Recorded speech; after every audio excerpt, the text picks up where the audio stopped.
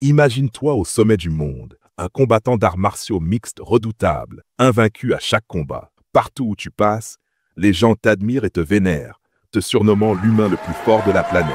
Et tout ça à seulement 27 ans. Mais au moment où tu décides enfin de prendre ta retraite pour mener une vie paisible et prospère, un camion sorti de nulle part te percute de plein fouet, t'envoyant directement dans l'au-delà. Et pourtant, ce n'est même pas le plus fou dans cette histoire, car lorsque tu ouvres à nouveau les yeux, tu es toujours dans ton corps, mais dans un monde totalement différent. Fini la gloire, la reconnaissance, les combats. Ici, tu n'es rien de plus qu'un esclave, contraint de trimer chaque jour sous peine d'être exécuté. C'est l'histoire de Choi Yun-seok, un jeune homme de 27 ans qui ne peut s'empêcher de pleurer sur la façon ridicule dont il est mort, juste au moment où il allait enfin profiter de la vie. Le pire, il n'avait jamais eu de copine, pas une seule, et maintenant, c'était trop tard. Mais après seulement une demi-heure à ressasser son sort, il réalise que peut-être la mort n'est pas si terrible après tout. Après tout, il n'avait ni famille, ni amis, personne qui tenait vraiment à lui. Et puis, plus besoin de s'entraîner jusqu'à l'épuisement tous les jours. Alors qu'il se perdait dans ses pensées, un étrange éclat lumineux apparut devant lui, attirant son regard. Soudain, une main surgit de la lumière, et une adorable créature céleste en sortit. Elle l'appela par un titre grandiose, héros de rang SSS, et s'excusa d'être en retard. Elle se présenta sous le nom de Rachel, une recruteuse chargée de repérer les âmes dont la vie a pris fin sur Terre. Mais Choi Yun-seok ne l'écoutait déjà plus. Son regard était complètement captivé par la beauté saisissante de l'ange, incapable de se concentrer sur le moindre mot. Puis, sans prévenir, Rachel lui prit la main et lui exposa deux choix. Le premier, accepter son destin et attendre d'être réincarné dans une nouvelle vie, en vieil homme misérable et solitaire. Le second, être ressuscité dans un autre monde en tant que héros légendaire, adulé par toutes les femmes qui rêveraient de passer une nuit avec lui. Mais contre toute attente, Choi Yun-seok ne se précipita pas pour choisir. Il hésita, demandant maladroitement à Rachel un peu plus de temps pour y réfléchir. L'ange s'approcha et tenta de le convaincre que cette opportunité était unique, qu'il aurait tout ce qu'un homme pouvait désirer. Elle insista pour qu'il ne laisse pas passer cette chance. Cependant, une seule pensée freinait Choi Yun-seok. Être un héros signifiait combattre. Et tout ce qu'il voulait, lui, c'était une vie paisible, un rêve qu'il n'avait jamais pu réaliser. Rachel, toutefois, n'avait pas l'intention d'abandonner aussi facilement. Pour une raison obscure, elle tenait absolument à ce qu'il accepte son offre. Déterminée, elle adopta une autre approche. Elle sortit une petite poupée et mima un scénario. Une fois réincarné en héros, Choi rencontrerait un chef de village qui lui confierait des quêtes simples et sans danger. À la fin de ses missions, le chef lui offrirait sa fille unique, la plus belle femme de tout le continent. Même après cette démonstration, Choi Yun-seok resta perplexe. Il n'était pas plus avancé dans sa réflexion et ne montrait toujours aucun signe d'intérêt pour la vie de héros. En voyant son expression indécise, Rachel comprit que son plan avait échoué. Sans perdre une seconde, elle passa au plan B. Soudain, elle fit volte-face et s'éloigna d'un pas lent, laissant transparaître une déception évidente. D'une voix détachée, elle lui souhaita bonne chance dans sa future vie de vieux célibataire et lui rappela nonchalamment qu'il n'y avait aucune garantie qu'il soit réincarné en humain la prochaine fois. Le stratagème fonctionna à merveille. Choi Yun-seok frissonna à cette idée. La dernière chose qu'il voulait, c'était revenir sous la forme d'un vieil homme pathétique, ou pire, d'un animal hideux. Pris de panique, il réagit instinctivement, attrapa les pieds de Rachel et se mit à la supplier, promettant de faire tout ce qu'elle voudrait. L'ange, feignant de ne pas l'entendre, lui demanda de répéter. Cette fois, Choi, toujours agrippé à ses pieds, hurla de toutes ses forces qu'il deviendrait le héros. Un sourire satisfait s'étira sur le visage de Rachel. Son second plan avait fonctionné à merveille. Sans perdre une seconde, l'ange se mit au travail, préparant le transfert du garçon vers sa nouvelle vie, ce qu'il ne s'attendait pas à voir arriver aussi vite. Tandis qu'un cercle de téléportation lumineux apparaissait sous lui, Rachel déclara joyeusement qu'il n'y avait aucune raison de traîner ici, alors qu'un monde merveilleux l'attendait. L'idée d'être expédié dans un autre monde sans la moindre préparation était terrifiante, mais ses protestations restèrent vaines. L'ange l'envoya sans lui laisser le temps d'exprimer la moindre inquiétude. Une fois sa mission accomplie, Rachel se détendit enfin. Un large sourire illumina son visage, soulagée d'avoir enfin convaincu Choi Yun-seok de faire ce qu'elle voulait. Mais alors qu'elle s'apprêtait à savourer sa victoire, son téléphone se mit à sonner. D'un ton désinvolte, elle annonça que la transmigration de Choi Yun-seok avait été réalisée avec succès, comme promis. Puis, sans perdre le nord, Elle réclama sa commission, conformément à leur accord. Pendant ce temps, le protagoniste se réveilla à moitié, allongé sur un lit en bois. Il entendait, ou peut-être rêvait-il, une voix l'appelant pour le tirer du sommeil. Il supposa qu'il s'agissait du chef du village dont Rachel lui avait parlé, venu lui confier cette fameuse mission facile. Sûr de lui, Choi-Han-seok s'attendait à une tâche insignifiante, mais son moment de calme fut violemment interrompu. Une douleur fulgurante explosa dans son ventre sous l'impact d'un coup brutal. Il se redressa d'un bond, grognon, prêt à confronter l'imprudent qui avait osé le réveiller de cette manière. Mais ce qu'il vit le laissa sans voix. Un immense orque se dressait devant lui, une tête de taureau en guise de casque, hurlant furieusement sur le fait qu'il osait dormir dans le dortoir des esclaves à une heure pareille. Un instant, Choi crut qu'il s'agissait bien du chef du village, celui censé lui offrir sa fille après quelques quêtes simplistes. Alors, il s'assit poliment sur le lit et se présenta comme le héros, sans dévoiler son véritable nom. L'orque s'approcha, le détailla de la tête aux pieds, puis, à la grande surprise de Choi, marmonna. Les héros d'aujourd'hui sont-ils vraiment aussi stupides? Choi-Han-seok cligna des yeux, déconcerté. Avait-il dit quelque chose de travers? Cet orque n'avait rien du bienveillant chef que Rachel lui avait décrit. Pourtant, il se convainquit qu'une ange aussi douce et magnifique que Rachel n'aurait aucune raison de lui mentir. Il comprit alors que tout cela devait être un test, un défi, ou peut-être une quête tutorielle destinée à le mettre sur les rails. Mais l'aura écrasante que dégageait l'orque à deux taureaux lui glaça le sang. Loin d'être un simple monstre de didacticiel, cette chose était terrifiante. Il hésita un instant, mais en tant qu'ancien combattant professionnel coréen, il savait qu'il n'avait pas le luxe de reculer. La peur ou non, il devait faire face. Soudain, il passa à l'action, visant un coup de pied précis sur le point faible de l'orque. Il était convaincu qu'un simple coup bien placé suffirait à mettre à terre ce monstre insignifiant. Il y mit toute sa force. Son pied frappa sa cible de plein fouet, mais à son grand désarroi, l'orque ne broncha même pas. L'impact, censé être dévastateur, ne fit qu'énerver davantage la créature. Sans prévenir, l'orque attrapa sa jambe en plein vol et d'un ton moqueur lâcha. Comment un prétendu héros peut-il être aussi faible? La pression autour de sa jambe s'intensifia. Une douleur vive explosa dans ses muscles alors que l'orque serrait avec rage, marmonnant qu'il en avait assez de s'occuper d'imbéciles comme lui. Mais le pire restait à venir. L'orque, le regard noir, retroussa ses babines en un rictus menaçant. « Laisse-moi t'apprendre une bonne leçon ». Choi sentit immédiatement le danger. Mais dans sa position, il était incapable d'esquiver, encore moins de parer l'attaque qui allait suivre. Des heures plus tard, Choi-Han-seok se réveilla dans une prison souterraine, se débattant et hurlant qu'il voulait un match retour contre l'orque à tête de vache. Ses cris désespérés résonnèrent dans la cellule jusqu'à ce que la porte grince soudainement. Cette fois, c'est un gobelin qui entra. Une gigantesque épée ensanglantée posée sur son épaule. Le gobelin le fusilla du regard avant de grogner. « Pourquoi est-ce que tu nous casses les pieds dernièrement ?» La simple vue de cette créature et de son arme glaça Choi jusqu'aux os. Terrifié, il jura immédiatement qu'il resterait tranquille dorénavant. Avant de partir, le gobelin lui lança un dernier avertissement. « Si tu refais encore un coup pareil, je te transforme en soupe de viande. » Puis, il le laissa seul avec ses pensées. Une fois de plus, Choi se retrouva noyé dans ses réflexions, incapable de comprendre comment il avait pu finir ici. Il était bien loin de l'image du héros que l'ange lui avait promis. Et pour ne rien arranger, l'idée qu'il risquait de mourir une seconde fois en restant puceau ne faisait qu'aggraver son humeur. Soudain, une voix s'éleva depuis une petite ouverture dans le mur, interrompant le fil de ses pensées. Intrigué, Choi se demanda qui pouvait bien être de l'autre côté. La voix se présenta comme un seigneur sur le point de devenir un héros. Il poursuivit en expliquant qu'ils étaient retenus prisonniers dans la forteresse de l'armée du roi démon, un endroit où les humains étaient réduits en esclavage. À l'instant où Choi reconnut l'accent de l'homme, il comprit immédiatement qu'il était coréen et s'empressa de lui demander s'il savait pourquoi ils avaient été enfermés ici. Voyant l'intérêt du garçon, l'homme s'écria à plein poumon. « Et vous autres, héros autoproclamés,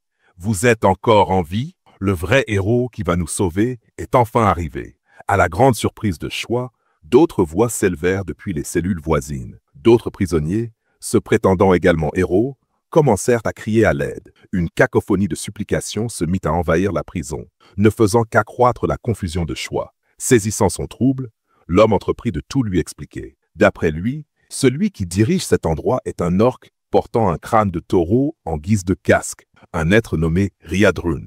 Les gobelins, comme celui que Choi avait rencontré plus tôt, étaient les gardiens de cette prison. Mais ce qui suivit le laissa sans voix. L'homme affirma que tous les prisonniers étaient ici à cause de Rachel. Il la traita de démon perfide, doutant qu'elle les ait envoyés là par erreur. Peut-être l'avait-elle fait exprès? À cette idée, Choi sentit le doute s'insinuer en lui. Était-il censé être là? Pour en avoir le cœur net, il demanda au prisonnier comment il avait obtenu ces informations. L'homme répondit avec assurance. « J'ai tout reconstitué en parlant aux autres héros, enfermés aux 4 coins de la forteresse. » D'après ce qu'il avait appris, les héros étaient censés commencer leur aventure au cœur de villes animées ou de paisibles villages. C'était ainsi que cela devait se passer. Pourtant, dans leur cas, l'ange Rachel les avait envoyés dans un tout autre endroit, un cauchemar vivant. Petit à petit, tout commença à prendre sens pour Choi. Il comprit qu'il était sur le point de mener une vie misérable et cruelle dans cet endroit. Tout ça parce qu'il s'était laissé berner par le sourire charmeur d'un ange. Pire encore, il allait probablement mourir puceau. Pendant ce temps, dans une autre partie de la forteresse, une escouade de gobelins surveillait un groupe d'esclaves en plein labeur. Parmi eux se trouvaient Choi Ye-seok, forcé de transporter un tronc d'arbre gigantesque sur son épaule. Tout en avançant péniblement, il se surprenait à fredonner la chanson de travail imposée. « Écrasons les humains, dévorons les humains ». Chaque mot de cette mélodie ignoble lui donnait envie d'exploser de rage. Soudain, un gobelin perché sur un arbre annonça bruyamment que la journée de travail était terminée. Les esclaves furent enfin autorisés à partir. Les poings serrés, Ye-seok fulminait intérieurement. Un jour, je le déchiquetterai membre par membre. Exténué, il retourna à sa cellule et s'allongea, tentant de reprendre son souffle. Il fixa un moment les murs froids et humides de sa prison avant de se dire avec ironie « Honnêtement, cette cellule glaciale est toujours meilleure que ce foutu chantier d'esclaves. » Soudain, une image de Rachel lui revint en mémoire. Il se souvint du moment où elle lui avait parlé de son statut de héros dans un autre monde et de cette mystérieuse fenêtre censée lui révéler sa condition.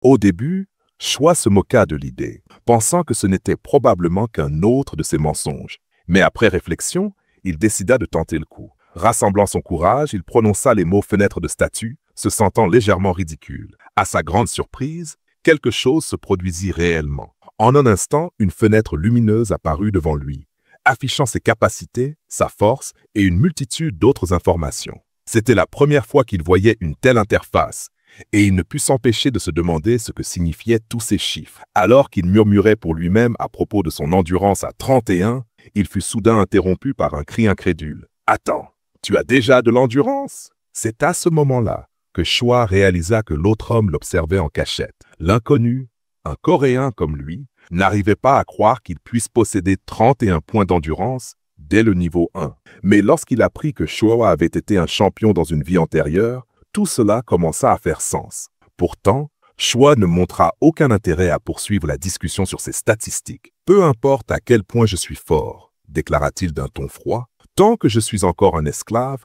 ça ne sert à rien. » Sur ces mots, il s'allongea sur le sol glacé et se couvrit les oreilles, tentant d'ignorer les encouragements exagérés de l'autre. Il n'était ni d'humeur à se lier d'amitié, ni à faire la conversation. Pour l'instant, il voulait simplement être laissé tranquille, ou au moins donner cette impression. Le temps passa, et aux environs du milieu de la nuit, Choi consulta à nouveau son statut, s'assurant qu'il n'y avait aucun intrus. Cette fois, 2 éléments attirèrent son attention, le mana et les points de héros. Il supposa que le mana lui permettrait plus tard d'acquérir des capacités surhumaines, mais il n'avait aucune idée de l'utilité des points de héros. Poussé par la curiosité, il tenta d'interroger d'autres soi-disant héros à ce sujet, mais aucun d'eux ne semblait en savoir plus que lui. C'est alors que l'espace devant lui se mit à briller à nouveau, exactement comme le jour où il était mort. Soudain, une silhouette jaillit de nulle part, attirant immédiatement son regard, ou plutôt, le distrayant complètement.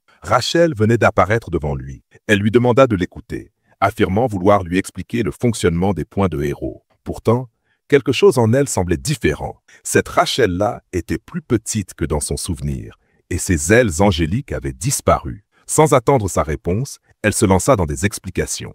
Elle lui apprit que les hauts points de héros pouvaient être gagnés en accomplissant des quêtes et utilisés pour acquérir ou améliorer des capacités. Mais avant qu'elle ne puisse terminer, Choi la saisit brutalement, comme s'il attrapait un moineau dans sa main. D'un regard terrifiant, Choi Yeon-seok déclara qu'il se fichait complètement des points de héros tant que Rachel était entre ses griffes. Après tout ce qu'il avait enduré à cause d'elle, il n'avait qu'une seule envie, se venger. Quelques minutes plus tard, après lui avoir infligé une correction brutale, il l'attacha à l'extrémité de ce qui ressemblait à un hameçon de pêche et exigea qu'elle avoue la vérité. « Pourquoi m'as-tu envoyé dans cet endroit étrange au lieu du village où j'étais censé arriver ?» Face à son regard implacable, Rachel finit par tout avouer. Elle baissa la tête, le visage marqué par un mélange de tristesse et de culpabilité. Elle n'avait jamais voulu le tromper, ni qui que ce soit d'autre. Son erreur venait d'un bug inconnu dans sa compétence de téléportation, un défaut dont elle n'avait pris conscience qu'après coup.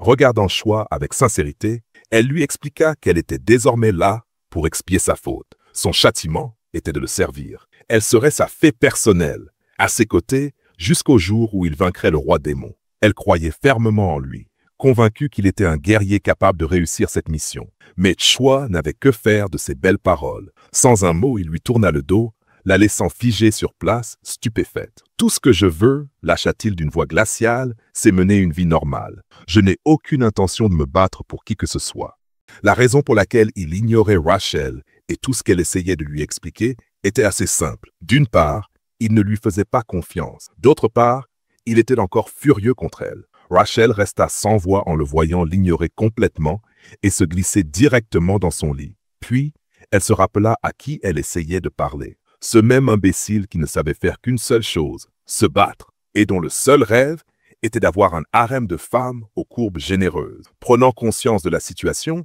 la fée paniqua, se demandant ce qui allait lui arriver s'il refusait de mener la vie d'un guerrier. Des souvenirs lui revinrent alors en mémoire. Le jour où elle avait été déchue de son rang d'ange de haut niveau pour devenir une simple fée personnelle.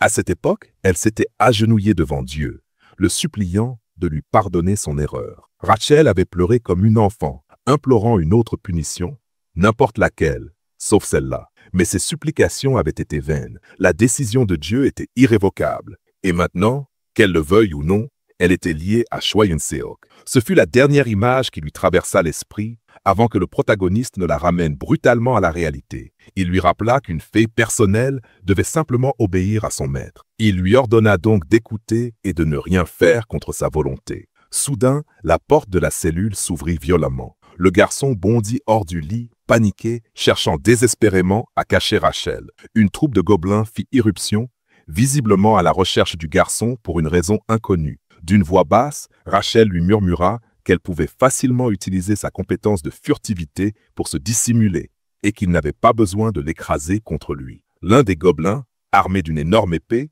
les fit sursauter en annonçant que le chef de la prison, Sir Reed Run, désirait voir le garçon. Moins d'une minute plus tard, sans avoir le temps de protester, ils se retrouvèrent dans le bureau de l'orque à tête de taureau. Ce dernier déclara sans détour « J'ai entendu dire que tu travaillais dur ces derniers temps. » Le garçon en resta bouche bée. C'était totalement faux. Il comprit rapidement que le gobelin perché sur son épaule était celui qu'il avait encensé, simplement parce qu'il aimait se balader sur lui comme sur un cheval. L'orque poursuivit en expliquant qu'il ne s'attendait pas à entendre du bien de lui, surtout après ses frasques du premier jour. Et en guise d'appréciation, ou peut-être de punition déguisée, il lui offrit la place de premier esclave de la prison. La nouvelle laissa tout le monde sous le choc. En réalité, Reed Run comptait exploiter le garçon pour accélérer l'avancement de leur projet de construction. Pendant ce temps, Rachel, toujours cachée, lui murmurait à l'oreille de refuser immédiatement l'offre de cette brute. Mais Choi l'ignora complètement,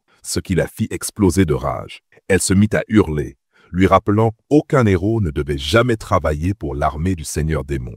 Même si elle était invisible, sa voix portait suffisamment loin pour éveiller la curiosité d'un gobelin et de l'orque à tête de taureau. Ils se demandèrent d'où venait cette voix féminine. Pris au dépourvu, le garçon n'eut d'autre choix que d'accepter précipitamment l'offre de Reed Run. Dans la foulée, il s'inclina si brusquement que son front heurta volontairement le bureau. Sa réaction fut efficace. L'orque et le gobelin oubliaient immédiatement la voix mystérieuse, trop impressionnés par ce qu'ils prenaient pour un signe de respect soudain. L'entrevue se termina là-dessus et, les larmes aux yeux, Choi fut renvoyé sans autre discussion. Quelques jours plus tard, dans la cour de la forteresse, les esclaves étaient contraints de chanter une nouvelle chanson macabre sur le massacre et la dévoration des humains. Tout en haut d'une tour, quelqu'un observait la scène et donnait des ordres. Contre toute attente, il s'agissait de Choi Yun-seok lui-même, ayant pleinement embrassé son rôle de chef des esclaves. Pour lui, C'était une situation idéale.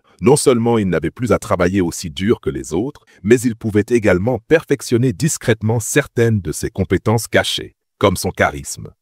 En seulement quelques jours, son comportement avait tellement changé que même les humains autour de lui commencèrent à douter. Était-il encore la même personne qu'avant ou avait-il réellement rejoint les rangs du Seigneur Démon? Rachel fit tout son possible pour le convaincre de revenir à la raison, mais le garçon avait déjà pris sa décision. Il se contenta de lui dire de faire confiance au processus, sans donner plus d'explications. Lorsqu'il vit un esclave s'effondrer au sol, il se mit immédiatement à lui hurler dessus, l'accusant de faiblesse. À cet instant, le système apparut de nouveau, annonçant que la cote de popularité du garçon auprès de l'orque à tête de bœuf avait augmenté. Il n'était désormais plus qu'à quelques pas de son objectif. Sans hésitation, il se dirigea droit vers le bureau de Reed Run, lui témoignant du respect et le remerciant, même s'il ignorait si l'orque rouge l'observait réellement à ce moment-là. Pendant ce temps, Rachel perdait patience. Elle ne supportait plus de voir le garçon agir ainsi juste pour plaire au démon. Incapable de se contenir, elle éclata et exigea de savoir pourquoi il faisait tout ça. Le garçon, agacé, se couvrit les oreilles ou se gratta simplement la tête, puis lui demanda de se calmer. Il expliqua qu'il ne faisait que suivre les directives du système. Mais Rachel refusa d'y croire. Pour elle, un système créé par les dieux ne demanderait jamais à un héros de gagner la faveur d'un démon. Pour prouver sa bonne foi, le garçon fit apparaître la fenêtre du système et lui montra le message exact. Même face à la preuve, Rachel refusa d'accepter la réalité. Pire encore, le message contenait aussi quelques insultes à son égard, ce qui ne fit que la blesser davantage. Se sentant abandonnée par les dieux, elle éclata en sanglots. Ce message était apparu pour la première fois juste après qu'ils aient quitté le bureau de Reed Run. Choi Hun-sok, épuisé, était sur le point de s'endormir. Mais Rachel, folle de rage, exigea une explication avant de le laisser se reposer si facilement. Cette nuit-là, au lieu de chercher à la rassurer avec des mots, le garçon l'attrapa fermement dans sa main et serra son minuscule corps, lui lançant des reproches furieux. Il la rendait responsable de son obligation d'accepter cette mission. C'est à ce moment-là qu'une nouvelle fenêtre du système apparut. Elle expliquait que Choi Hun-sok s'était retrouvé dans cette situation à cause d'une erreur stupide d'un idiot. Pour compenser cette erreur, le système lui offrait une chance de s'échapper. Cependant, pour la débloquer, il devait d'abord gagner la faveur de Reed Run. Face à ce nouvel élément, le garçon se demanda ce que tout cela signifiait réellement. Après un moment de réflexion, il finit par comprendre. De retour au présent, il jouait parfaitement son rôle de démon haut gradé dans l'armée du roi démon, criant des ordres aux esclaves avec un sourire satisfait sur son visage déformé par le mépris. Pour Rachel, rien de tout cela n'avait de sens, ni les messages du système, ni le comportement du garçon. C'est alors que le gobelin qui adorait se percher sur son dos refit son apparition. Il lui annonça que Sir Reed Run demandait à le voir. Sans perdre de temps, le garçon se rendit au bureau de l'orque rouge. À sa grande surprise, Reed Run lui annonça avoir reçu de nombreux rapports indiquant que la productivité des esclaves avait considérablement augmenté. Et tout cela grâce à lui. Le garçon se lança alors dans un discours absurde, laissant entendre qu'il n'avait rien fait d'exceptionnel et que tout le mérite revenait à Sir Reed Run. Ces propos insensés ne firent qu'accroître la déception de Rachel. Mais, contrairement à elle, Reed Run sembla apprécier encore plus le garçon après avoir entendu sa réponse. Cette interaction fit grimper la cote de popularité du garçon auprès de l'orque à tête de bœuf, complétant ainsi sa première quête et lui faisant gagner 100 points de héros. Rachel ne s'attendait absolument pas à un tel retournement de situation. Sans qu'elle ne le sache, Choi Hun-sok avait déjà un plan en tête. Dès qu'il eut terminé cette quête, il s'avança vers le bureau de Reed Run et demanda respectueusement l'autorisation d'entraîner les esclaves. Reed Run parut surpris et demanda ce que le protagoniste entendait exactement par « entraîner les esclaves ». Totalement préparé à ce moment, le garçon expliqua son idée avec assurance, esquissant négligemment un tableau pour Reed Run. Imagine un groupe d'esclaves ouvriers d'élite avançant en parfaite synchronisation. Des esclaves disciplinés, experts dans leur travail, exécutant leurs tâches avec une précision absolue, sans la moindre paresse. Si nous les entraînons, ils pourraient terminer la construction de la forteresse en moins d'une semaine. Son discours était convaincant et Reed Run sembla intrigué, bien que l'orque rouge conservât quelques doutes. Il se demanda si des humains, avec leur corps faible et fragile, pouvaient réellement supporter un entraînement aussi intensif en plus de leur travail habituel. Malgré tout, La proposition du garçon avait indéniablement capté son attention. C'est alors que le protagoniste joua un tour habile. Il déclara que si ce plan fonctionnait, ce serait un immense exploit pour Reed Run.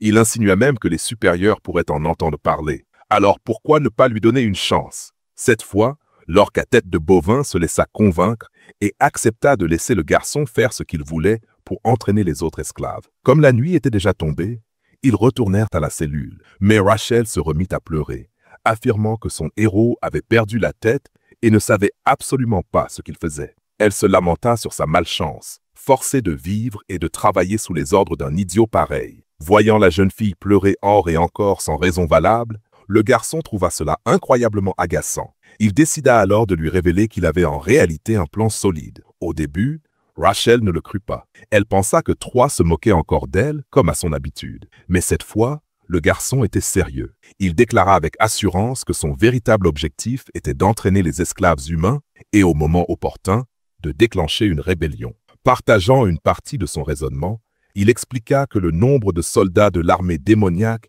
et celui des esclaves humains étaient presque égaux. Il suffisait juste de donner un peu de temps aux humains pour apprendre à se battre. En entendant cela, Rachel fut profondément émue. Pour la première fois, elle se sentit soulagée, réalisant qu'elle ne servait pas un imbécile travaillant pour l'armée des démons. Après l'avoir calmé, le garçon avait encore une chose à faire avant la fin de la nuit. Vérifier quelle récompense il pouvait obtenir après avoir accompli sa première quête et gagné 100 points de héros. De son côté, Rachel, en tant que fée débutante, ou du moins prétendant l'être, semblait ignorer que le système disposait d'une boutique du héros. Sans hésiter, le garçon décida de tenter sa chance et d'ouvrir la boutique, espérant obtenir un objet légendaire ou, au moins, une récompense digne de son effort. Plein d'enthousiasme, à l'idée de voir ce qu'il allait recevoir après avoir accompli sa première quête étrange, il fut complètement sous le choc en découvrant qu'il n'allait ni obtenir un objet légendaire, ni une compétence puissante, mais quelque chose de bien pire. Son choix se limitait à 2 talents de rang F, l'un lui permettant de retenir sa respiration plus longtemps,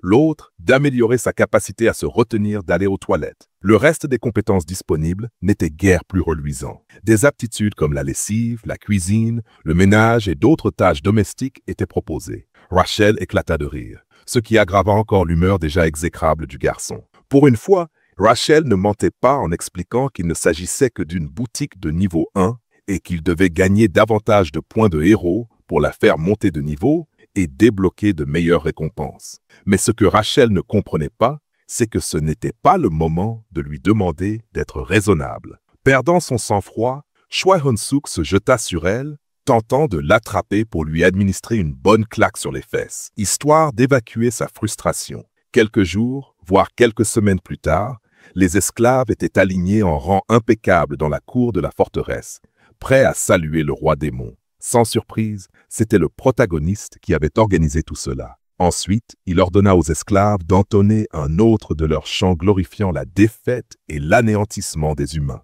Chaque groupe d'esclaves humains, soigneusement divisé en sections de 30 personnes, se mit à scander et chanter à l'unisson, suivant les ordres de Choi. Un peu plus loin, le seigneur Raidrun observait la scène, soulagé d'avoir laissé le garçon entraîner les esclaves. C'est alors que quelqu'un fit irruption dans son bureau, essoufflé. Il s'agissait de l'un de ses subordonnés, probablement le même gobelin qui semblait apprécier Choi Hun-suk, venu lui faire un rapport urgent. Sans perdre un instant, le gobelin annonça que l'armée humaine avançait vers leur forteresse et avait déjà écrasé la 8e division, qui était censée les affronter. L'orque à tête de bœuf ne paniqua pas. Il analysa la situation avec calme, sachant que cette division était la plus puissante armée démoniaque de la région. Il comprit rapidement qu'il n'avait plus d'autre choix que d'abandonner la forteresse et de battre en retraite alors qu'elle était sur le point d'être achevée. Le gobelin expliqua que les humains étaient déjà tout proches et avertit son chef qu'il devait fuir immédiatement. Mais Raidrun avait autre chose en tête. Il se tourna vers la fenêtre et posa son regard sur Choi Hun-suk. D'après son expérience et son instinct, ce garçon avait le potentiel de devenir un atout précieux. Raidrun n'avait aucune intention de l'abandonner et de s'enfuir sans lui. Pendant ce temps, le protagoniste était plongé dans son entraînement quotidien, inconscient de ce qui se passait, jusqu'à ce qu'un bruit fracassant résonne. La fenêtre de Raidrun venait de voler en éclats. Pourtant, Choi n'y prêta pas plus d'attention. préférant se concentrer sur l'examen de son statut. Pendant ce temps, Rydron escaladait déjà la fenêtre brisée, prêt à agir. Alors que le garçon réfléchissait au fait qu'aucun événement imprévu ne lui permettait d'augmenter son statut, l'orque rouge à tête de bœuf atterrit soudainement juste derrière lui. Pris de court, il ne put s'empêcher de sursauter et de se demander ce que Rydron lui voulait. Sans perdre une seconde, ce dernier lui ordonna de le suivre immédiatement. Sous le choc, le protagoniste demanda pourquoi il devait partir si soudainement avec le chef orc. Mais avant que Rydron ne puisse répondre, l'armée humaine surgit de nulle part et leur chef donna l'ordre d'attaquer. Les lanciers chargèrent en première ligne, tandis que les archers couvraient l'assaut depuis l'arrière, prenant totalement les gobelins au dépourvu. En voyant le nombre impressionnant d'humains, Rydron comprit instantanément qu'il n'avait aucune chance de riposter. Pour ne rien arranger, les esclaves humains commencèrent à fuir le champ de bataille, cherchant à sauver leur peau. Au milieu du chaos, une pensée traversa l'esprit du garçon. Et si je trahissais Rydron maintenant, si je le poignardais dans le dos pour m'attribuer la gloire d'avoir éliminé l'un des généraux du roi démon, l'idée d'être honoré et reconnu comme un héros était terriblement tentante. Mais avant qu'il ne puisse passer à l'action, un chevalier humain apparut soudainement près d'eux, prêt à tuer Rydron. Cette vision le ramena brutalement à la réalité. Contre toute attente, Rydron n'eut même pas besoin de se battre. D'un simple mouvement rapide, il attrapa la tête du chevalier à main nue et l'arrêta net. Mais il ne s'arrêta pas là. Il serra son étreinte, broyant lentement le crâne de l'homme jusqu'à ce qu'il menace d'exploser sous la pression. Le protagoniste resta figé, horrifié par la scène. Et ce n'était pas terminé. Rydron souleva ensuite le corps sans vie du chevalier et le fracassa violemment contre le sol. L'impact fut si brutal qu'il ne se contenta pas de tuer le chevalier sur le coup. Le choc fissura le sol tout autour et projeta plusieurs soldats en arrière. Se tournant vers le garçon, l'orque à tête de bœuf lui demanda s'il était blessé. Physiquement, le protagoniste était indemne, mais la violence de ce qu'il venait de voir le laissa tétanisé. À cet instant précis, il comprit une chose. Mieux valait ne pas se mettre en travers de Rydron. Des heures plus tard, après que les humains eurent totalement pris possession de la forteresse démoniaque, les soldats commencèrent à rassembler les esclaves humains, les divisant en différents groupes. Ils séparaient également les guerriers et les soi-disant héros des simples civils. C'est alors qu'un homme arriva pour saluer les guerriers. Il s'agissait du commandant de l'armée humaine, le duc Oliven Grimir. Peu après, un soldat s'approcha pour lui faire son rapport. L'évacuation des civils avait été menée à bien. Le soldat mentionna également qu'ils avaient enrôlé tous ceux qui prétendaient être des héros ou des guerriers. Oliven hocha la tête avec approbation, remercia le soldat pour son travail et lui rappela que le moment était venu pour les soldats d'accomplir leur devoir. Sur ordre du duc Oliven, un groupe de soldats dégaina soudainement leurs épées et encercla les pauvres prétendus guerriers, les prenant au dépourvu et tentant de les éliminer sur le champ. Pendant ce temps, de l'autre côté du territoire des démons, plusieurs chariots avançaient à travers la forêt. Le protagoniste était assis dans l'un d'eux, rongé par le regret d'avoir suivi Rydron et d'avoir rejoint l'armée démoniaque. Il n'avait jamais prévu de s'allier à un démon, mais après avoir vu la façon dont Rydron avait massacré ce chevalier et balayé les autres, il s'était senti contraint de le suivre, comme s'il n'avait pas d'autre choix. Rachel, en revanche, ne lui en voulait pas du tout d'avoir abandonné les autres humains. Au contraire, elle était persuadée que son guerrier agissait selon un plan plus vaste, visant à se rapprocher du roi démon pour mieux le vaincre. Elle alla même jusqu'à remercier Yunsuk pour ce choix. Leur conversation, bien que discrète, finit par réveiller Rydron, qui venait à peine de s'assoupir. L'orque à tête de taureau ouvrit les yeux et demanda au garçon s'il avait quelque chose à lui dire. Choi Yunsuk sursauta légèrement avant d'adopter une expression faussement assurée, prétendant qu'il murmurait simplement combien il était honoré de voyager aux côtés de Rydron.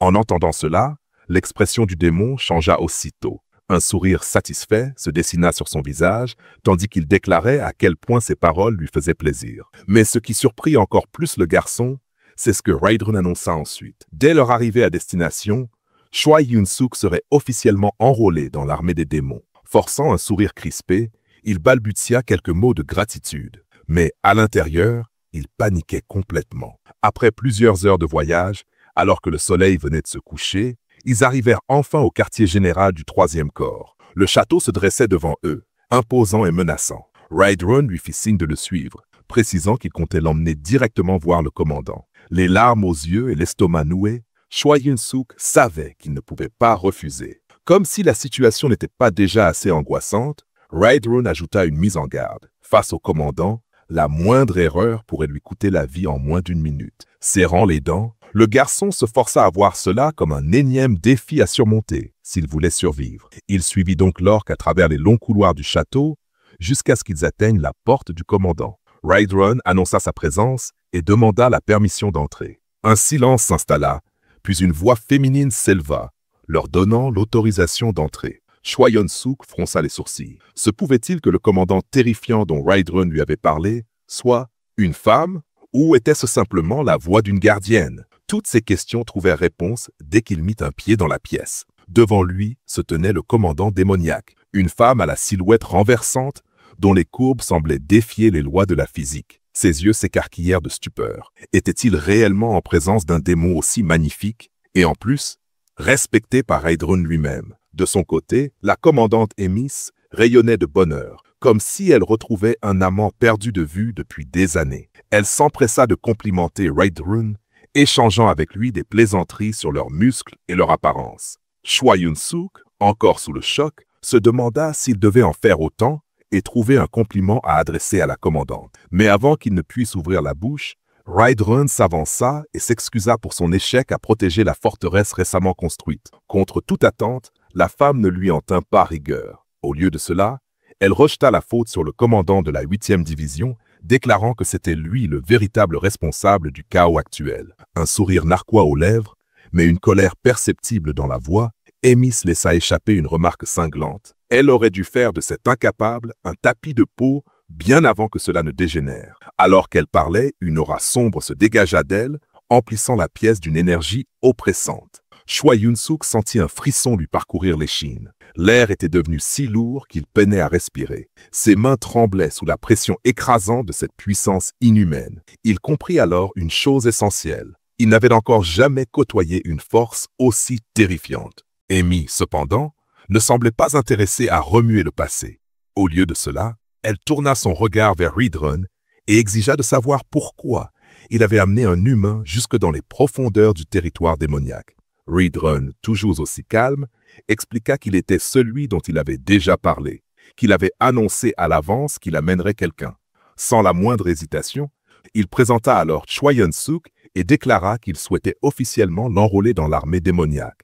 Pris au dépourvu, le garçon vit soudainement Emis apparaître juste devant lui, un sourire en coin sur le visage. « Oh, mais quel mignon petit humain !» s'exclama-t-elle. Pourtant, ce n'était pas seulement son apparence qui attirait son attention. Elle semblait bien plus intéressée par son potentiel. Si Rae-Droon avait pris la peine d'amener un humain ici en personne, c'est qu'il devait avoir une excellente raison. D'un ton préoccupé, Enes rappela cependant à Rae-Droon qu'avec son corps fragile de simple mortel, ce garçon ne survivrait pas longtemps dans l'armée démoniaque. Rae-Droon le savait déjà, mais il avait tout prévu. L'orque à tête de bœuf expliqua qu'il comptait personnellement entraîner le garçon et demanda à sa commandante la permission de commencer immédiatement. Enes refusa net.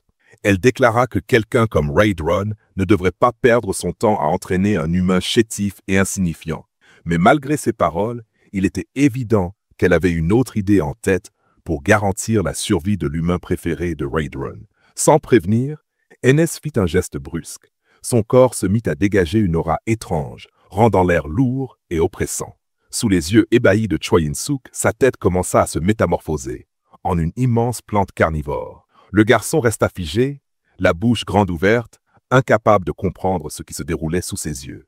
Mais la situation prit un tournant encore plus absurde lorsque Enes plongea la main dans la gueule béante de cette plante monstrueuse et en sortit une petite créature démoniaque. Un être étrange, un mélange improbable entre un chat et un chien. Lorsque sa tête retrouva sa forme normale, elle leva la créature devant elle et déclara d'un ton impérial « À partir de maintenant, Choi Yun-suk sera le nouveau gardien de Bobo. » Dès que l'animal posa les yeux sur lui, son adorable visage se tordit en une expression menaçante, ressemblant soudain à celle d'un chien prêt à dévorer sa prochaine proie. Le garçon était à la fois émerveillé et terrifié, d'abord par la transformation surréaliste de la commandante, ensuite par le fait qu'elle venait littéralement de tirer un être vivant de son propre estomac, et enfin par la mission absurde qu'elle lui confiait. Son trouble n'échappa pas à Enes. Plissant les yeux, elle demanda d'une voix froide, « Oserais-tu ne pas aimer Bobo ?» Se sentant brusquement en danger de mort, Choi In-suk se redressa immédiatement, exécuta un salut militaire impeccable et déclara avec conviction « Ce serait un immense honneur de m'occuper de Bobo. » Satisfaite, NS lui remit la créature sans un mot de plus. Tandis qu'elle le faisait, elle expliqua négligemment quelques détails sur Bobo, comme le fait qu'il devenait totalement incontrôlable lorsqu'il avait faim et qu'il avait déjà dévoré tous ses précédents gardiens. Choi In-suk se contenta d'hocher la tête, raide comme un piquet, incapable d'empêcher Bobo de lui mordiller le crâne. Quelques minutes plus tard, la réunion prit fin et il fut conduit dans une chambre au sein du château. Sur la porte, un immense poster de Bobo est affiché, comme une sinistre mise en garde. Le chaos ne faisait que commencer. Au beau milieu de tout cela, une nouvelle notification du système surgit soudainement. Le timing ne pouvait pas être pire. Même Rachel, sa guide virtuelle, en resta bouche bée. Nouvelle quête, survivre en gagnant l'affection de Bobo. Récompense, 200 points de héros. Le garçon réfléchit un instant à cette récompense, mais quelque chose le troubla. Jetant un coup d'œil à Bobo, paisiblement endormi, il ne pouvait s'empêcher de se demander comment diable était-il censé gagner l'affection d'un tel monstre. Soudain, la porte grinça et s'ouvrit lentement. Comme il s'y attendait, un gobelin au visage disgracieux fit son entrée. L'ancien gardien de Bobo, visiblement. Sans perdre une seconde, Choi In-suk s'inclina respectueusement et se présenta, prêt à tout pour survivre à cette nouvelle épreuve. Tout en scrutant discrètement le gobelin, Choi In-suk ne pouvait se défaire de cette impression inquiétante. Cette créature ne le voyait que comme un simple encas humain ambulant. Essayant de garder son calme, il demanda s'il y avait d'autres gardiens seniors dont il devait être informé. Mais le gobelin se contenta de répéter les paroles du commandant Ims, affirmant qu'il était le seul survivant, parce que Bobo avait dévoré tous les autres. Sans plus de cérémonie, le gobelin alla droit au but et annonça au garçon qu'il devrait désormais aider à préparer les repas de Bobo. Prenant un ton presque autoritaire, il l'incita à se mettre immédiatement au travail. Mais avant que Choi In-suk ne puisse répondre, le chaos éclata. La voix forte du gobelin avait réveillé Bobo. En un éclair, la créature apparut sur lui, lui léchant la tête hideuse comme s'il s'agissait d'un bonbon. Le gobelin se figea, réalisant qu'il était à 2 doigts de passer l'arme à gauche. Pris de panique, il se réfugia derrière Choi In-suk, tremblant de peur et espérant que le garçon le protégerait.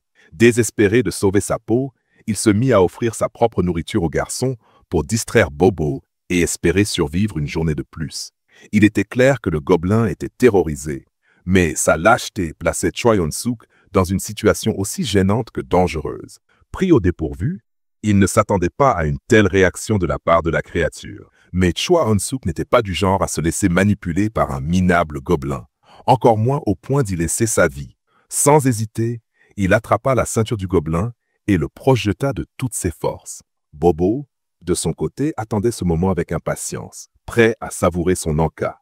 Malgré sa taille imposante, il ne fallut que quelques minutes à Bobo pour engloutir le gobelin. La manière dont il l'avait déchiré et dévoré ne laissa aucun doute à Choi In-suk et Rachel sur une chose. Ce chien raffolait de la viande de gobelin. Mais à peine Bobo rassasié, un nouveau problème surgit. Il voulait un compagnon de jeu, et malheureusement, Rachel était la seule qui pouvait répondre à ses attentes. Mais la pauvre Rachel ne partageait pas du tout cet enthousiasme, surtout en sachant qu'elle risquait sa vie à chaque instant. Affolée, elle suppliait Choi In-suk de l'aider, mais il l'ignora complètement. Pire encore, il lui lança avec désinvolture qu'elle ferait mieux de ne pas trop courir, sous peine de réveiller à nouveau l'appétit de Bobo. Mais s'il ne prêtait pas attention à Rachel, ce n'était pas sans raison. Il était occupé à fouiller dans la boutique des héros. Il ne lui fallut pas longtemps pour trouver l'objet idéal, un os extra large, conçu pour captiver n'importe quelle créature monstrueuse. Sans hésiter, il l'acheta sur le champ. Sans perdre un instant, il mit son plan à exécution. Il appela Bobo, attirant immédiatement son attention. Puis, brandissant l'os, il adopta un ton enjôleur et demanda à Bobo s'il le voulait. D'un geste précis, il lança l'os en l'air. Comme prévu, les yeux de Bobo se fixèrent dessus. Plus rapide que n'importe quel chien, il bondit et attrapa l'os en plein vol. Après avoir été contrainte de virevolter dans tous les sens, Rachel parvint enfin à souffler un instant, grâce à l'intervention de In-suk. À bout de souffle, elle n'en revenait pas d'être sauvée, et se demandait comment il avait pu dénicher un os aussi irrésistible dans la boutique des héros. De son côté, Choi Hun-suk, gonflé de fierté, se mit à fanfaronner sur son génie et à proclamer qu'il ne lui faudrait pas longtemps pour accomplir n'importe quelle quête. Mais il n'eut pas le temps de savourer sa victoire. Bobo fonçait déjà sur lui. Par chance, la créature manqua sa cible, mais c'est à ce moment-là que le garçon se figea, réalisant que tout ne serait pas aussi simple qu'il l'avait imaginé. Bobo avait déjà englouti l'énorme os, et les crocs plantés dans le col du garçon, il faisait clairement comprendre qu'un seul os ne suffirait pas. Face à la bête, Choi Hun-suk comprit en un éclair que le chien avait encore besoin de nourriture, et de préférence autre chose que sa propre chair. C'est alors que Rachel suggéra de sortir Bobo pour lui trouver un repas plus approprié. Ces paroles inspirèrent immédiatement le garçon, lui donnant une idée pour échapper au sort funeste qui le menaçait. Cherchant une formule magique pour calmer l'animal, il réfléchit à toute vitesse. Puis, une illumination le frappa. Il cria « Promenade !» À sa grande surprise, la réaction de Bobo fut immédiate. Son attitude changea du tout au tout, comme si cette créature possédait deux personnalités bien distinctes. En un instant, la créature se transforma en une version espiègle et domestiquée d'elle-même, débordante d'énergie et d'enthousiasme. Comme un chiot impatient de sortir, Bobo sauta directement dans les bras du garçon. Quelques minutes plus tard, Choi Hun-suk se retrouva à courir à travers le château comme un justicier masqué, poursuivant Bobo tout en cherchant désespérément une cuisine ou quoi que ce soit de comestible pour l'animal. De son côté, Rachel fouillait également les lieux à la recherche de nourriture pour Bobo, mais ne trouvait aucune trace d'un garde-manger. C'est alors qu'elle aperçut un gobelin s'enfuir. Sans perdre une seconde, elle ordonna au garçon de l'arrêter, non pas pour l'offrir en repas à Bobo, mais pour lui demander où se trouvait la cuisine du château. Hun-suk suivit son conseil, mais le gobelin n'apprécia guère d'être stoppé par un humain. Avant que la situation ne dégénère, Bobo intervint, agissant comme s'il réclamait immédiatement à manger. Terrifié, le gobelin s'imagina aussitôt être au menu. En un éclair, il se retrouva acculé, incapable de fuir, tandis que Bobo commençait à se préparer à le dévorer. Heureusement, ou malheureusement, le garçon intervint à temps, retenant Bobo et déclarant qu'il était désormais son gardien. Il précisa qu'il cherchait simplement la cuisine pour lui donner de quoi manger. Sans demander son reste, le gobelin saisit l'occasion et prit la fuite. Juste avant de disparaître, il leur indiqua d'aller sur la gauche pour atteindre la cuisine. D'abord stupéfaits par sa réaction paniquée, Hun-suk et Rachel ne tardèrent pas à éclater de rire. Comment un gobelin de l'armée démoniaque pouvait-il être aussi lâche face à un simple animal de compagnie? Rire et s'amuser ainsi, après tout ce temps, faisait un bien fou au garçon. Mais alors qu'il plaisantait encore, un frisson d'angoisse le parcourut. Bobo avait disparu. L'affolement s'empara de lui en songeant à ce qui arriverait si le commandant Hémis apprenait qu'il avait perdu son animal adoré. Sans perdre une seconde, il se mit à fouiller frénétiquement le château, déterminé à retrouver la créature avant que Hémis ne s'en rende compte. Mais après plusieurs minutes de recherche acharnée, aucune trace de Bobo.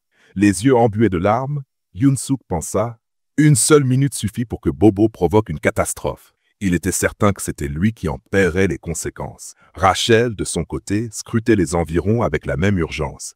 C'est alors qu'elle aperçut une silhouette s'approcher. C'était Bobo. Mais quelque chose n'allait pas. Son pelage et sa gueule étaient couverts de sang. Hun-suk sentit un soulagement fugace en le voyant revenir, croyant un instant être tiré d'affaire. Mais lorsque Bobo s'assit sagement devant lui, comme un chien obéissant, des hurlements retentirent dans tout le château. En entendant le tumulte, il comprit immédiatement. Bobo avait trouvé quelqu'un, et pas n'importe qui. Il venait probablement de tuer un capitaine et de le dévorer en un rien de temps. Hun-suk et Rachel restèrent figés, stupéfaits. Ses pires craintes s'étaient réalisées, exactement le désastre qu'ils redoutaient. Et il avait bien eu lieu. Soudain, une horde de gobelins apparut, furieuse, prête à capturer l'auteur du crime. Pris de panique, Hun-suk attrapa Bobo et s'élança aux côtés de Rachel, fuyant à toute vitesse. Mais étant encore un novice dans ce château, il s'engouffra dans un cul-de-sac. Les gobelins, ignorant du véritable coupable, avaient trouvé le cadavre mutilé de leur capitaine et en avaient immédiatement conclu que l'humain était responsable. Comme des monstres prêts à dévorer tout type de chair, y compris la leur, chaque gobelin imaginait déjà comment ils allaient se partager le garçon après l'avoir exécuté. Hun-suk cherchait désespérément une issue. Puis une idée jaillit dans son esprit. Il se redressa soudain et s'écria « Comment osez-vous » C'est à ce moment-là qu'il comprit que la situation était encore pire qu'il ne l'avait cru. Il n'était pas seulement encerclé par quelques gobelins, mais par une armée entière. Malgré cela, il n'hésita pas. Il tendit le doigt vers Bobo et lança avec autorité. « Vous ne reconnaissez donc pas l'animal de compagnie du commandant ?» Aucun des gobelins ne semblait avoir déjà vu Bobo auparavant. L'un d'eux, hésitant, osa demander. « Ce n'est pas juste un monstre ?» Yunsuk explosa de colère. Il pointa un doigt accusateur sur le gobelin et lui hurla de ne jamais oser traiter Bobo de monstre. Sa voix vibrante de fureur, il souleva Bobo et annonça son nom à haute voix comme s'il s'agissait d'un titre de noblesse. Les gobelins réagirent immédiatement. Ils connaissaient ce nom. Pourtant, le chien ne ressemblait en rien à celui dont ils se souvenaient. Des doutes commencèrent à germer dans leur esprit. Était-ce vraiment Bobo, l'animal de compagnie du commandant Emi, ou bien ce garçon essayait-il simplement de les duper pour sauver sa peau? Yunsuk s'attendait à cette réaction. Il posa alors Bobo au sol, prêt à prouver à tous s'il s'agissait bien du compagnon du commandant. En un instant, Bobo passa en mode bête. Était-ce sur ordre de Yunsuk ou par pur instinct? Peu importait. La créature se jeta sur le gobelin qui avait osé douter de son identité. Yunsuk resta impassible, observant calmement, tandis que Bobo réduisait en lambeaux l'infortuné gobelin. Moins d'une minute plus tard, il ne restait plus que son squelette, blanchi et dépouillé de toute chair. Profitant du silence qui s'abattit sur l'assemblée, Yunsuk balaya du regard les gobelins et lança d'une voix tranchante « Quelqu'un d'autre a quelque chose à dire sur Bobo ?» Pas un seul gobelin n'osa répondre. Au lieu de cela, ils s'inclinèrent tous en signe de respect. À cet instant précis, l'attribut caché de Yunsuk, charisme, augmenta. Il venait de soumettre un groupe entier de gobelins sans même lever le petit doigt. Mais avant qu'il ne puisse savourer pleinement cette victoire, une silhouette pénétra la pièce. Quelqu'un était venu voir d'où provenait tout ce vacarme. Le cœur de Yunsuk manqua un battement. C'était le commandant Emi en personne. Sa présence soudaine le prit au dépourvu. Heureusement, il avait déjà rétabli l'ordre avant son arrivée. Peu après, ils se retrouvèrent dans le bureau du commandant. La femme démoniaque le fixa de ses yeux perçants avant de lui poser une question directe. « Alors, petit humain, tu as vraiment utilisé mon nom et celui de Bobo pour survivre ?» Yunsuk savait qu'il ne servait à rien de mentir. Il tomba à genoux devant elle, la tête basse. « Je confesse mon crime, commandant. C'était un péché grave. Mais contre toute attente, Emi ne l'avait pas convoqué pour le blâmer. »« Un péché ?» répéta-t-elle en arquant un sourcil. Au contraire, c'était brillant. Yunsuk releva la tête, stupéfait. Dans un geste inattendu, Emi s'approcha, tendit la main et effleura doucement son visage. « Tu n'es pas aussi idiot que les autres ?» murmura-t-elle en l'observant avec un mélange de curiosité et d'amusement. Elle appréciait son absence de peur. Mieux encore, elle appréciait son audace. Retournant à son siège, elle lui expliqua pourquoi il avait attiré son attention. Contrairement à la majorité des démons, qui se reposaient uniquement sur la force brute et semaient le chaos sans réfléchir, lui faisait preuve de stratégie et de prudence. Yunsuk fronça les sourcils. « Vous dites que les démons causent des problèmes, mais de quels problèmes parlez-vous exactement ?» Emi sourit mystérieusement. « Tu comprendras bientôt. » Puis, à brûle-pourpoint, elle lui posa une question qui le laissa sans voix. « Dis-moi, as-tu déjà envisagé de devenir mon exclusif ?» Yunsuk écarquilla les yeux. « Votre exclusif ?» C'était insensé. Il n'avait ni la force ni le niveau pour mériter une telle place. Emi, devinant ses pensées, précisa « Ne te méprends pas. Je ne compte pas te prendre sous mon aile immédiatement. Ce serait mauvais pour ma réputation. » Elle lui expliqua alors le système de bataille décisive dans l'armée des démons. Toute personne pouvait défier un adversaire et prendre son rang en cas de victoire. « Je vais te mettre sous ma protection pendant 1 mois, » poursuivit-elle. « Mais après ça, tu devras affronter des adversaires que je choisirai moi-même. Si Yunsuk acceptait, il pourrait prolonger sa protection, mois après mois, à condition de remporter chaque duel. » Emi n'avait pas fait cette offre au hasard. Elle voulait voir jusqu'où il pouvait grimper dans la hiérarchie. Elle espérait qu'il atteindrait un jour le poste de commandant de bataillon comme Raidrun. Mais une question brûlait les lèvres de Yunsuk. « Et si je perds un combat ?»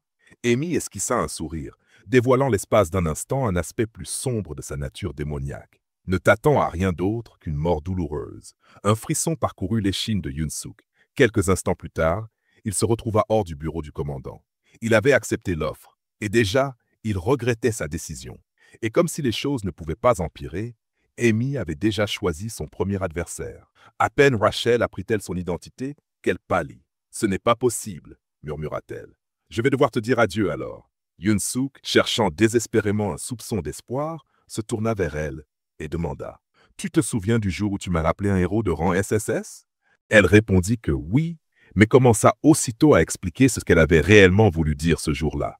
Ce n'était pas une certitude. Elle parlait de son potentiel, d'une possibilité, mais rien n'était garanti. Yoon-suk espérait entendre des paroles encourageantes, mais au lieu de cela, les mots de Rachel le laissèrent déçu et découragé. Ce n'était pas ce qu'il voulait entendre à cet instant. Alors que le désespoir commençait à s'installer, il se retrouva soudainement face à une immense porte, dont la surface était recouverte de sang séché.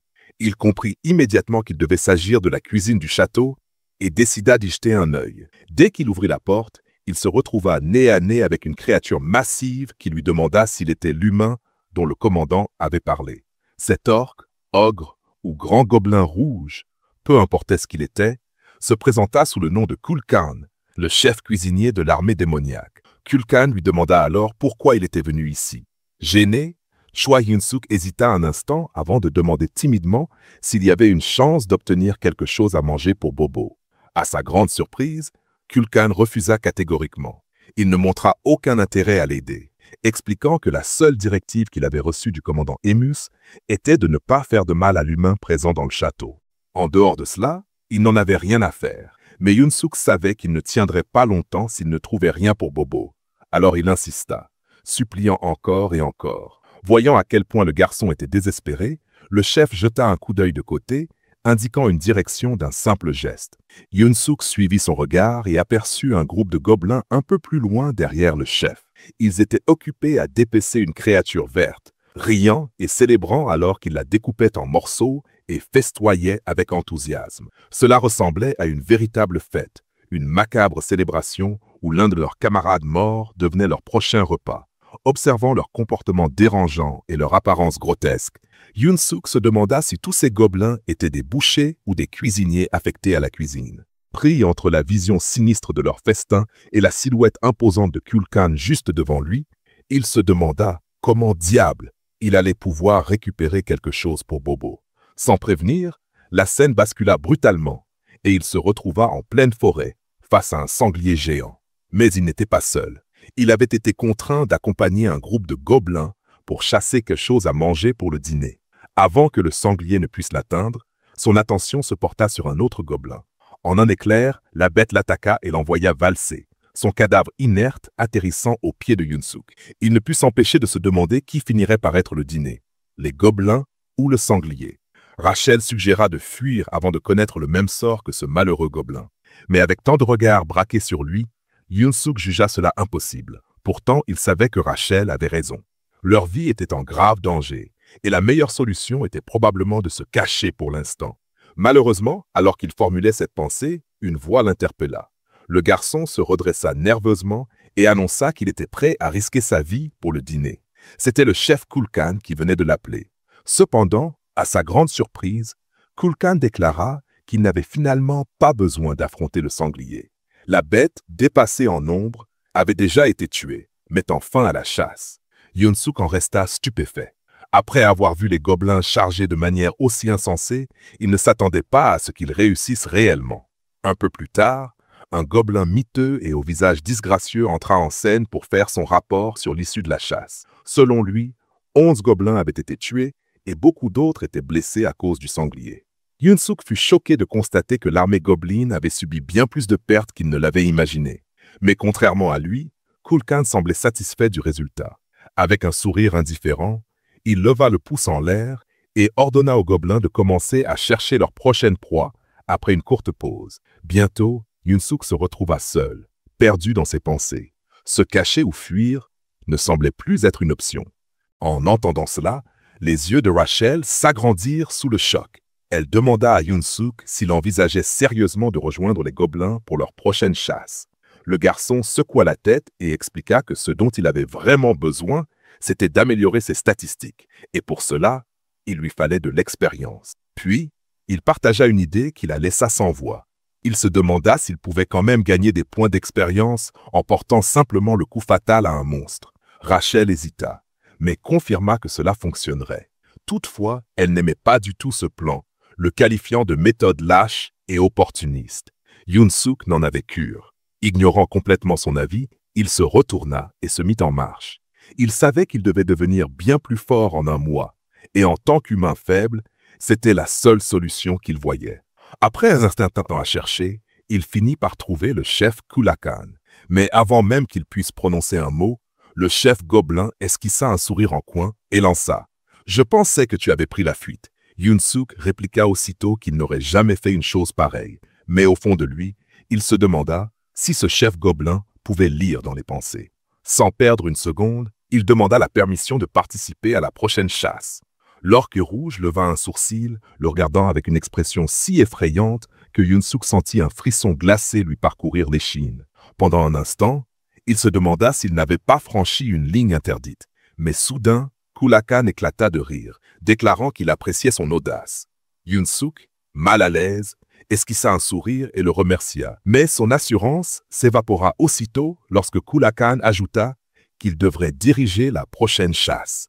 L'orque lui fit un signe de pouce levé, expliquant que dans leur culture, ceux qui prenaient les devants étaient respectés, même pour une courte durée. Puis, à la grande stupeur de Yoon-suk, Kulakan précisa que c'était la première fois qu'il laissait un nouveau, et encore plus un humain, prendre la tête d'une expédition. Pris de panique, Yoon-suk tenta de trouver une excuse pour décliner. Il balbutia quelque chose sur le fait que les autres pourraient se plaindre, ou que cela pourrait semer le chaos s'il devenait le leader. Mais avant que Kulakan ne puisse répondre, un gobelin arriva en courant, criant le nom du chef depuis une bonne distance. L'urgence dans sa voix fit immédiatement froncer les sourcils à Kulakan, qui se demanda si quelque chose de grave était en train de se produire. Le gobelin, courant aussi vite que ses petites jambes le lui permettaient, hurla « Invasion de monstres !» Mais l'avertissement était presque inutile, car les cris assourdissants du troupeau d'Urun résonnaient déjà dans la forêt, annonçant leur arrivée avec fracas. Ne connaissant pas ces créatures, le protagoniste, terrifié, demanda nerveusement au chef Kulakan s'ils étaient en danger. À sa grande surprise, le chef ne semblait pas inquiet du tout. En réalité, ce n'était pas la menace d'une invasion qui l'agaçait, mais une raison totalement inattendue. Il trouvait que la viande d'Urun n'avait pas bon goût. Cependant, il n'allait certainement pas refuser une occasion pareille. Après tout, c'était de la nourriture qui venait littéralement à eux. Sortant son énorme couperet, Kulakan ordonna à tout le monde d'en faire autant.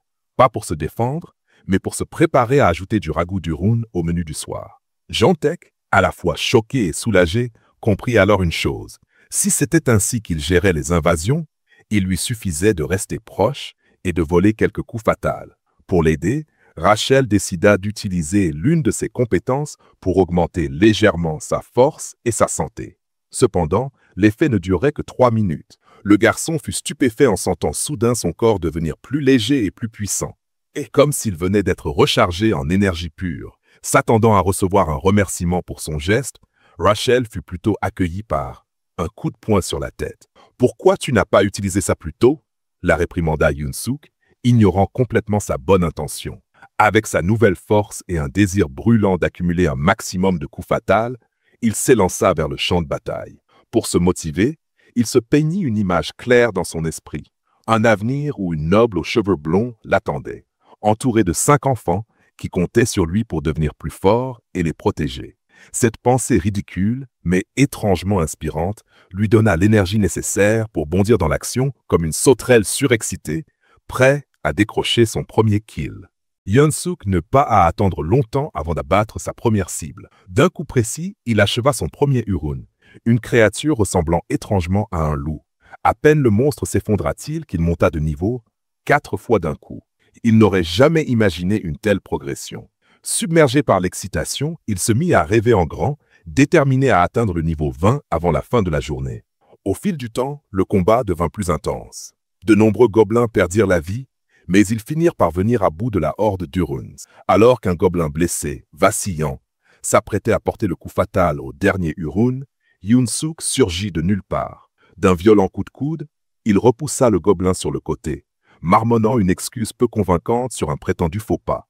Un sourire fou, presque possédé, se dessina sur son visage alors qu'il s'écria « Tous les derniers coups de grâce sont à moi et à moi seul. Un peu plus tard, il s'éloigna du groupe, observant les gobelins s'affairer à dépecer et empaqueter la viande des sangliers et des huruns abattus. Rachel apparut à ses côtés, son expression oscillant entre l'épuisement et l'ennui total. « La chasse est enfin terminée, ou on continue encore longtemps ?» demanda-t-elle d'un ton las. Yoon-suk esquissa un sourire en coin et la surnomma sa botte de soutien, avant de lui répondre que tous les monstres des environs avaient été éliminés et que les gobelins avaient presque fini de rassembler la viande. Mais son sourire s'effaça brusquement lorsqu'il remarqua certains gobelins en train de grappiller des morceaux de viande destinés à l'armée. Il était complètement perdu face à cette scène. C'est alors que le chef Kulkan posa doucement une main sur son épaule, le tirant de sa confusion. « Pourquoi tu fixes ça depuis tout à l'heure » demanda-t-il. Pris au dépourvu, Yoon-suk s'exclama. « Attendez, les soldats gobelins ont vraiment le droit de manger les provisions de l'armée comme ça ?» Contrairement à lui, Kulkan resta impassible et lui expliqua calmement. « C'est l'un des privilèges des cuisiniers et des chasseurs. Ils ont droit à de la viande fraîche en récompense de leurs efforts. Franchement, c'est la seule raison pour laquelle ils acceptent de risquer leur peau dans ces chasses. » Cette explication ne convainquit pas Yoon-suk. Pour lui, ça n'avait aucun sens. Risquer sa vie juste pour un peu de viande fraîche, il ne voyait pas en quoi cela pouvait valoir la peine. Peu importait le goût, rien ne méritait un tel danger. Kulkan, en revanche, semblait impressionné par ses efforts. Avec un sourire approbateur, il le félicita pour son travail en tant que guerrier et lui offrit un morceau de sa propre nourriture en signe de respect. Yoon-suk fixa la portion devant lui, déjà mordue, hésitant un instant. Cela valait-il vraiment la peine d'y goûter? Après une brève lutte intérieure, il se décida enfin et croqua dedans. La première chose qu'il remarqua, c'est que ce n'était pas mauvais, mais c'était pas exceptionnel non plus. La texture était étrangement caoutchouteuse et le goût, fade. Une légère déception l'envahit. Alors qu'il observait les gobelins festoyer avec enthousiasme, il ne put s'empêcher de se demander pourquoi ils étaient prêts à risquer leur vie pour une viande aussi quelconque et mal préparée. C'était absurde. Puis une idée soudaine lui traversa l'esprit, si brutale qu'il s'exclama sans même s'en rendre compte. « Et si je pouvais préparer un plat bien meilleur que ça ?» Il ne s'était pas attendu à crier, mais cette pensée s'imposa à lui avec une telle force qu'elle devint une obsession. S'il parvenait à concocter quelque chose de vraiment délicieux, il pourrait non seulement gagner leur faveur, mais peut-être même les contrôler si son plan fonctionnait. Sans attendre l'avis de Rachel, il ouvrit la boutique du héros. Levant la main comme une rockstar en plein solo, il se rappela qu'il ne lui restait que 70 points de héros. Il devait les dépenser avec précaution pour atteindre son objectif. Il savait déjà ce qu'il lui fallait et n'hésita pas. Sa main se mit à luire sous le regard intrigué de Rachel. La réponse ne tarda pas à apparaître. Il dépensa 20 points pour des épices, y compris du sel, et les 50 restants pour une compétence culinaire de rang F, améliorant ses talents de cuisinier. Rachel, perplexe, se contenta de l'observer sans prononcer un mot.